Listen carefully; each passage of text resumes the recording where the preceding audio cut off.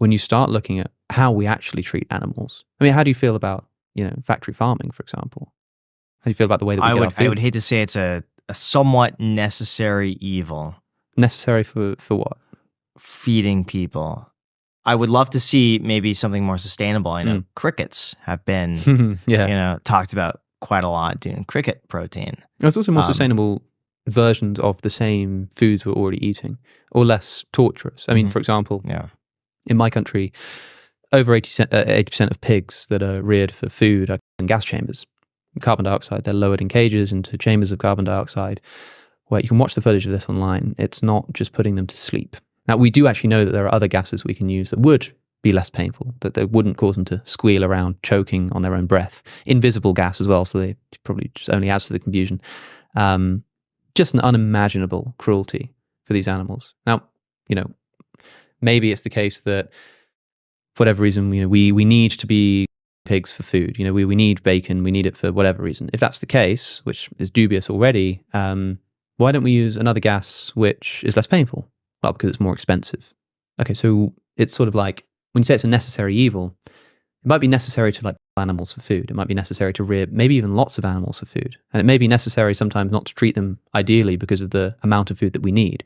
But the current practices of factory farming are sort of beyond the pale. So what do you think is a solution for that practice of farming?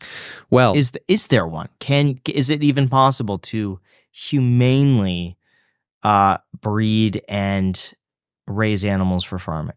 Well, humane is a tricky word to use there because, of course, to the extent that you're unnecessarily killing an animal, it's difficult to describe that as humane. I certainly think that if the industry is going to change, I used to be a vegan, and I used to think that the solution to this was just to not eat the products, to not pay for the products. It's essentially a boycott. Boycotts work, at least sometimes. Boycotts can be effective. And for a time, veganism was really beginning to take off. It seemed like it was really changing the world, and you become really convinced that the world one day will actually be vegan, that morality will catch up on the world, and in the same way that all kind of other injustices like human slavery are abolished, the same thing will happen with animal exploitation. By the way, more human beings are in slavery today than were at the height of the transatlantic slave trade. It's just that at least now we condemn it and try to root it out. I'm just not convinced that's going to work anymore. And I don't think that people will stop eating animals. And I don't think that it's wrong in the way that I used to in principle, because you sort of, the big end of the funnel when it comes to veganism is factory farming footage. You show people, I talk just how I've spoken to you now about these abominable practices. And so you say, okay, I want to do something about this. And then maybe you become a vegan. And then there's a lot of debate about, well, what if we kill the animals in a different way? What if I've got backyard chicken farming? And there's a big discussion there. What if I've got chickens in my back garden? What if I eat their eggs? Can that be a problem? And people will still say, well, okay, they've still been selectively bred to lay more eggs than they would naturally, which often gives them a calcium deficiency, which leads to things like osteoporosis in chickens, which is bad, but it's nowhere near as bad or as as much of an emergency as factory farming, right? And so suddenly you're having these much more sort of nuanced debates about animal ethics, about what you have the right to do, because you've first you've gotten through the door with the obvious stuff. The first thing we need to do is convince people of the obvious stuff. This is inexcusable. There's no excuse for the way that we are sort of treating pigs in factory farms at the moment. There's simply no excuse. If this is the only way to produce bacon to the extent that we currently eat it, then eat less. Right? It's just not even close to it. It makes parody of ethics. The solution, I think, needs to be something like what happened with the environmentalist movement. You remember sort of 10, 15 years ago, 20 years ago, everybody's saying, make sure you switch off your lights, make sure you don't leave the tap running, because if you leave that running for a year, it can fill up an Olympic-sized swimming pool. And so you're sort of doing it a little bit.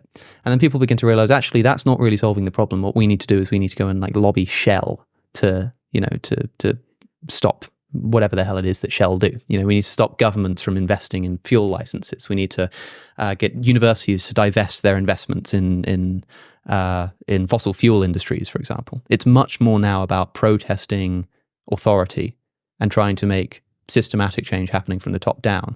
And now the idea of the environmentalist, whose principal focus is trying to convince people to remember to turn their lights off, kind of seems almost a bit silly.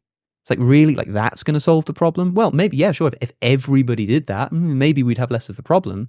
But the way to do this is clearly systematic top-down change. And I think the same thing maybe needs to happen with veganism. I'm not entirely sure about this. I'm open to be convinced either way. But I think that whereas people might have said, we just need to stop eating these products, maybe it's now actually, no, let's go and lobby the government to make this a criminal offense. Now, how would that differ with crickets? Because let's just say one cow could feed 10 people versus 10,000 crickets. Yeah. Feeding the same 10 people, and like 10,000 crickets have to and be kept in in their own filth and this and that. Like, how would it differ from the perspective of just suffering life? It's going to depend on your view of like consciousness of crickets, right? Because intuitively, I want to say that a cow is worth much more than a cricket. Many more crickets are worth the same as a cow, but that's a very difficult thing to quantify. It's like when we actually try to put a number on it, it's impossible. Like, how many cows would you save one dog? Like, man, I don't know, like 3.5. Like, who knows, right? Yeah. The correct answer is 1.75. Right. Yeah. I think that the cricket thing is interesting, right? Because what's the solution? If we're not eating cows, what if we're going to eat thousands of crickets? Well, look, why not let's start by like eating cows, but not rearing them on factory farms? How about that? Why don't we sort of try to create more organic ways of farming these animals, at least as a start, right? Like, in other words, there are not two options. If you really don't want to do away with the eating of animal products, it's not like your only options are forcing pigs into gas chambers or eating thousands of locusts. There's sort of a middle ground to be had there, right? And so what I'm saying here is, for a start at least, systematic governmental change. It should be a criminal offense to do all kinds of things that are currently legal. Because, by the way, the things I'm describing here are legal. Right. And most factory farms aren't even following the regulations. Every single time somebody breaks in with a camera, puts a camera on the side of a factory farm and like exposes what's going on, it's so much worse. It's so much worse. And I'm describing what you can legally do. And that's if everybody's following the rules. People like Joey Carbstrong for years have been breaking into farms at, I suppose, quite considerable risk and putting cameras on the side and showing people what happens. And it's not nice. And so, at the very least, this kind of stuff should be a criminal offence. In the UK, you have to stun an animal before you can kill it. It's a legal requirement that you have to stun an animal before you kill it for food. Now, the UK government considers gas chambers to be a form of stunning at the same time, if you like, two birds with one stone, or two pigs in one gas chamber. And so, this practice is allowed where, like, if the pig didn't die, it might well be illegal because you've just sort of gassed a pig and it hasn't died. And also, if you just like that pig without stunning it, you'd have committed a criminal offense. So how do you assign your value hierarchy to life? I don't know. I don't have a good answer to that question because, as I was alluding to a moment ago, it's very difficult to actually give an analysis of why things are valuable. Right? Every time you try to do it, it's very difficult. So there's this argument called name the trait, which is used in the context of animal ethics, which is to say, give me the thing that's true of a pig or a cow that if it were true of a human, you'd be okay with a human for food. Right? So people say, well, we kill animals because they're less intelligent than us. Okay, so we'll take a human being and make them less intelligent. Actually, Thomas Jefferson wrote about this. He was responding to a review, I think, of a book that had been published around the time of the American Revolution about the intellectual and artistic achievements of black people. Somebody had written a book detailing all kinds of achievements that were done, that were made by black people. And I suppose the implication was to be like, look what people are capable of. You should think differently about black people. And Thomas Jefferson wrote a response to this and said, like, no one's happier than I am to see this kind of thing. But we should not fool ourselves into thinking that this is any indication of their worth. I mean, just because Isaac Newton was more intelligent than, my mother, does that mean that he has more of a right to life, to not be abused, to not be killed? No, of course not. And in other words, intelligence is not a metric to determine your moral worth. But if that's the case, then when somebody says, well, pigs are less intelligent than us, okay, so what? Okay, so what is it then? Like, is it, oh, well, pigs are less self-aware. Okay, well, you can make a human less self-aware as well. You can imagine like a cognitively disabled human being. Now, you can essentially start transforming a human being into a pig. You can give the human 4 legs. Is it okay to put him in a gas chamber now? No.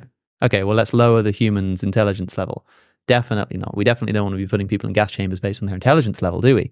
Okay, what if we give them a curly tail? How about now? Like, no, okay, but you're slowly turning this human into a pig, and you get to a point where that human is now identical to the pig, and yet you still are like, no, it's still not okay to put them in the gas chamber. But that's what we're doing over here to this identical creature, you know? So it's actually very difficult to determine what... That's very interesting. It's like the biggest challenge. But because one of the reasons it's such a big challenge is because on another level, like a human is worth more than a pig.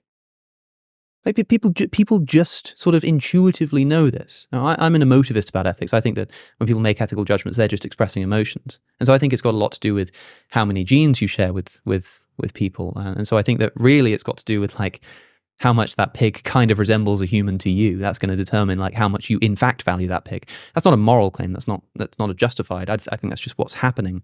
But if you start trying to say that, no, actually, I think that, you know, a pig is worth less than a human, and I think that a dog is worth more than a rat, and I ask you why, whatever reason you give, all you've got to do is apply that to a human being and see if that's actually the reason, you know. And a lot of the time you find that it's not.